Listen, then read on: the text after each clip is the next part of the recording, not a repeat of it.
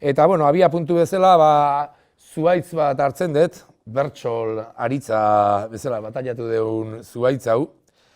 Ezkurrak eman beharrean, hitzak ematen ditu zuhaitz honek eta hitz horietatik abiatzen naiz kontakizuna egiteko, ezta. Umeek nahi dituzten hitzak aukeratzen dituzte eta nik hitz horri dagokion ipuina kontatzen diet. Horixe, zuek hitz bat aukeratu eta nik hitz horri dagokion ipuina kontatuko dizuet, ados? Bota! Batetik, kontakizunaren estiloa gordetzen dulako, eta bestetik, kontakizun horri txertatzen diolako, kantakizuna, ezta?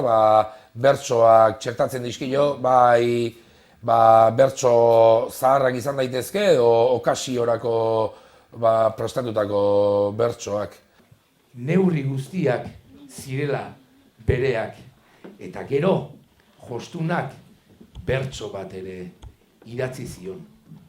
Kantatuko dizuet, ze bertso idatzi zion?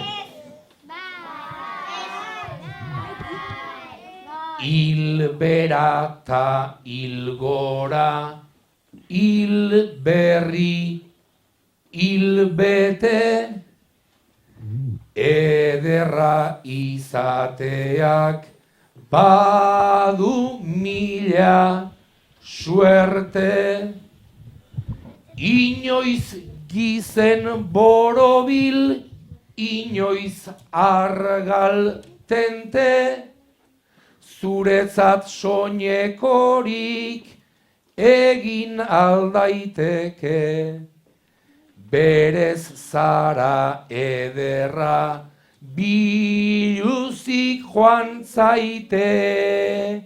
Geroztik esaten dute, gauean ilargia ikusten dugunean, biluzik egoten dela ilargia, baina esan egia, ederra da, ezta, gauean ilargiari begira egotea. Bai.